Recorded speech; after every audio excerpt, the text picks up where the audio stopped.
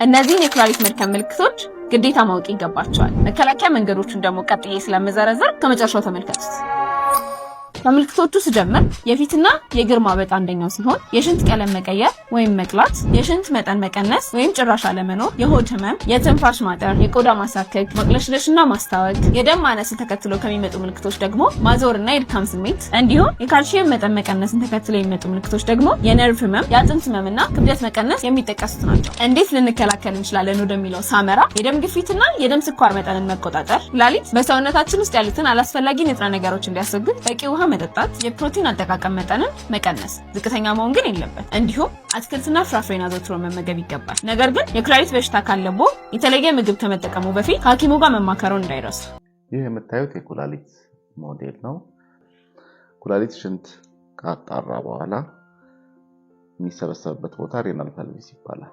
ወደ ኩላሊት ትቦ ከመግባቱ በፊት የዚህ የሬናል ፐልቪስ እና የኩላሊት ትቦ መገናኛ ቦታ ፒዩጄ ወይም ፐልቪ ዩሬትሪክ ጃንክሽን ይባላል። እዚህ ጃንክሽን ላይ የሚፈጠር የሽንት የማስተላለፍ ችግር ነው ፒዩጄ ኦብስትራክሽን።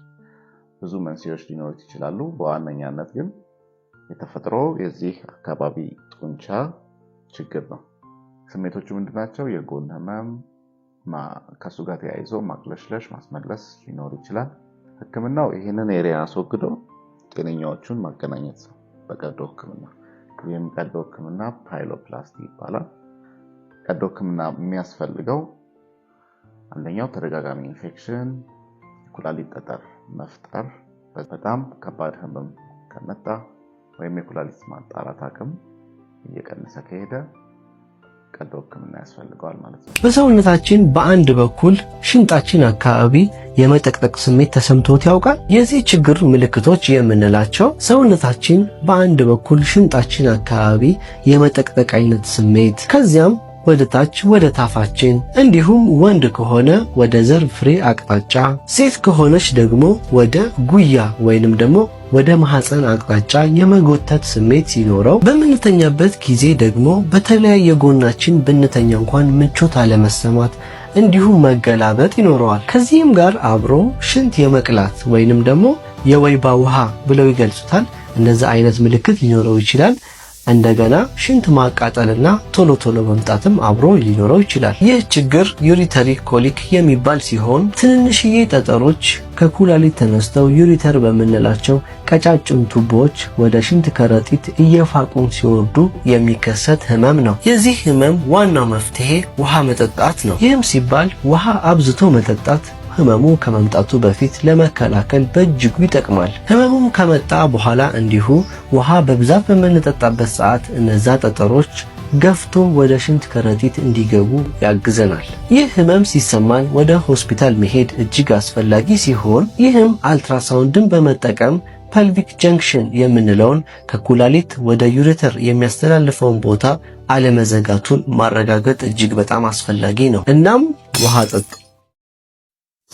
የኩላሊት ጠጠር እንዳለባቸው የሚያሳዩ 6 ምልክቶች። አንደኛ ከፍተኛ የሆነ የጎን ህመም ወይም ሙጋት፣ በግራ ወይም በቀኝ በኩል ያለው በታችኛው የሆዳችን ክፍል ወደ ፊኛና ወደ ላይኛው የጭናችን ክፍል ወደ ውስጥ የሚሰራጭ ከፍተኛ የሆነ የጎን ሙጋት ካለ የኩላሊት ጠጠር ሊሆን ይችላል። ብዙ ጊዜ የኩላሊት ጠጠር ህመም የለውም፣ ነገር ግን ከኩላሊት ወጥቶ ወደ ቱቦ በሚገባ ጊዜ ከፍተኛ የሆነ ህመም ይፈጥራል። ይህም በጣም ከፍተኛ የሆነ ህመሙ ከፍተኛ ከመሆኑ የተነሳ እረፍት የሚነሳ መተኛትም መቀመጥም መቆምም እስኪያቅት ድረስ አስቸጋሪ የሆነ ከፍተኛ ህመም ይኖራል። ሁለተኛ ደም ከሽንት ጋር ይወጣል። በአይን የሚታይ ወይም በማይክሮስኮፕ የሚታይ ደም ሊሆን ይችላል።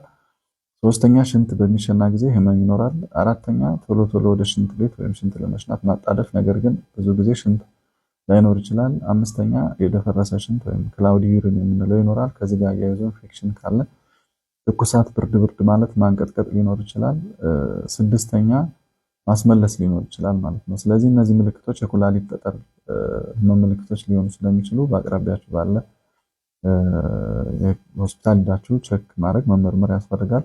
የኩላሊት በሽታን ተከትሎ የዓለማችን ሳይንቲስቶች እጅግ በጣም ጥሩ የሚባል ግኝትን አግኝተዋል። ስለዚህ ነገር ልንገራችሁ። እንደሚታወቀው የኩላሊት በሽታ በዓለማችን ላይም ሆነ በተለይ ደግሞ በሀገራችን እጅግ በጣም እየበዛ መጥቷል ከጊዜ ወደ ጊዜ። ለዚህ ምክንያቱ አንደኛው እንግዲህ የምንመገባቸው የምግብ አይነቶች ናቸው። ነገር ግን በቻይናና በካናዳ የሚገኙ ሳይንቲስቶች አንድ ላይ በመሆን አንድ ዲስከቨሪን ወይም አንድ ግኝትን አግኝተዋል። ይህም ግኝት እጅግ በጣም ዓለምን አስደስቷል። በተለይ በኩላሊት በሽታ የሚሰቃዩ ሰዎችና ኩላሊት ለማግኘት እጅግ በጣም ረጅም የሆነ ወረፋን የሚጠብቁና በየቀኑ ዳያሊሲስ ለሚያደርጉ ሰዎች እጅግ በጣም መልካም ዜና ነው። እነዚህን ተመራማሪዎች ዲስከቨሪ ያደረጉት አዲስ ኩላሊትን መስራት ወይም አርቲፊሻል ኩላሊት ሳይሆን ነገር ግን ከዚህ በፊት ሲደረግ እንደነበረው አንድ ኩላሊት ለጋሽ ኩላሊቱን ከሚያስፈልገውና ከሚቀበለው ሰው ጋር በደም አይነታቸው መመሳሰል ነበረባቸው። ነገር ግን ይህንን የሚያስቀር ነገር ዲስከቨር አድርገዋል ሳይንቲስቶች። በሙከራም እንዳረጋገጡት ከሆነ ህይወቱ ያለፈ አንድ ሰው ማለትም ብለድ ታይፑ ኤ የሆነ ግለሰብ ኩላሊቱን ዶኔት ያደርጋል ወይም ኩላሊቱን ይሰጣል። ታዲያ በሙከራም ኩላሊቱን የሚቀበለውና የሚገጠምለት ሰው ብለድ ታይፑ ኦ ነበረ። ነገር ግን እነሱም በመደመራቸውና በተግባር እንዳሳዩት ከሆነ ብለድ ታይፑ ኦ የሆነ ሰው የብለድ ታይፕ ኤ የሆነ ኩላሊቱን ቀጥታ በመቀበል እንዲሰራና ህይወቱ እንዲድን ሆኗል ማለት ነው። ሳይንቲስቶችም ሲናገሩ ሞር እዚህ ላይ እውቀት ያለው ሰው ቢያብራራ ጥሩ ነው። ነገር ግን ባጭሩ እኔ ልንገራችሁ። እንደዚህ አይነት የንቅለ ተከላ ተግባር ሲደረግ ደም አይነታቸው መመሳሰል አለባቸው ብሎ የሚወስነው በጭንቅላታችን ውስጥ የሚገኝ አንድ ፓርት ነው። ይህም በጭንቅላታችን ውስጥ የሚገኘው አንድ አካል ከደማችን ጋር የማይሄድና የማይመሳሰል አንድ አካል ሲገባ ሪጀክት ያደርጋል ወይም አታክ ያደርጋል ኢሜል ሲስተሙ ማለት ነው። ታዲያ እነዚህም ሳይንቲስቶች ያደረጉት በዚህ ጭንቅላታችን ውስጥ የሚገኘውን አካል ንቅለ ተከላው በሚደረግበት ወቅት ይህ ነገር እንዳይሰራ ያደርጉታል። ከዛም ቀስ በቀስ አዲስ የተተከለው ይህ የሰውነት አካል ከሰውነታችን ጋር ሪኮግናይዝ እንዲያደርገውና ከሱ ብለድ ታይፕ ጋር ተመሳሳይ ነው ብሎ እንዲያስብ ሪጀክትም እንዳያደርገውና የሱ አንድ አካል ሆኖ እንዲቆጥረው ያደርጋሉ ማለት ነው። ይህም ማለት ከዚህ በፊት ለኩላሊት ንቅለ ተከላ የሚወስደውን የጥበቃ ጊዜ ወይም ዲዩሬሽን እጅግ በጣም የሚያሳጥረው ሲሆን ማንኛውም ሰው ፍላጎቱ ያለውና ዶኔት ማድረግ የፈለገ ሰው ካለ ምንም እንኳን የደም አይነታቸው ባይመሳሰል ያኛው ሰውዬ መቀበል ይችላል፣ ኩላሊቱም ይሰራለታል ማለት ነው። ስሩ ታይምስ እነዚህም ሳይንቲስቶች እንደተናገሩት ከሆነ ጥሩ ፕሮግረስ ላይ ደርሰናል። የዓለማችንና የሀገራችን ህዝቦች እጅግ በጣም የተጨነቁበት የመጡትን ይህንን የኩላሊት በሽታ ከተከሰተ እንግዲህ ንቅለ ተከላውን ቀላል የሚያደርገውና የጠበቃውን ጊዜ እጅግ በጣም የሚያሳንሰውን ይህንን ዲስከቨሪ እንግዲህ ለዓለም ህዝብ አሳውቀዋል ማለት ነው። ጥሩ ዜና ነው። ነገር ግን በሽታው ላይ ከመውደቃችን በፊት ልንጠነቀቅ ይገባል። መልካም ቀን ይውላችሁ። ብሩክ ነኝ። አዲስ ነገር ካለ መለስ ይሆናል። መልካም ቀን። የኩላሊትን ጤና የሚጠብቁ ወይም ደግሞ ለኩላሊታችን ጥሩ እንክብካቤን የሚሰጡ 4 ምግቦች። አንደኛ፣ ቀይ ስር በውስጡ አንቲኦክሲዳንት እና ናይትሬትን የያዘ ሲሆን በኩላሊት ውስጥ የሚፈጠር እብጠትን ይቀንሳል። እንዲሁም የደም ዝውውርን በማሻሻል ከኩላሊት መርዛማ ንጥረ ነገሮች እንዲወገዱ ይረዳል። ሁለተኛው፣ ፓርስሌይ ወይም የምግብ ማጣፈጫ ተክልን መመገብ በኩላሊት ላይ የሚጠራቀምን ፈሳሽ እንዲወገድ ያደርጋል። የሽንት ምርትን ይጨምራል። ይህም ቆሻሻ ምርቶችንና ጫውን ለማስወገድ ይረዳል። የኩላሊት ቲሹን ከጉዳት ይጠብቃል። ኛውና ሶስተኛው የምግብ አይነት ክራኒበሪ መጠቀም ጎጂ ባክቴሪያዎችን በማስወገድ የሽንት ቧንቧ ኢንፌክሽንን ይከላከላል። እንዲሁም የኩላሊት ጠጠር እንዳይፈጠር ይረዳል።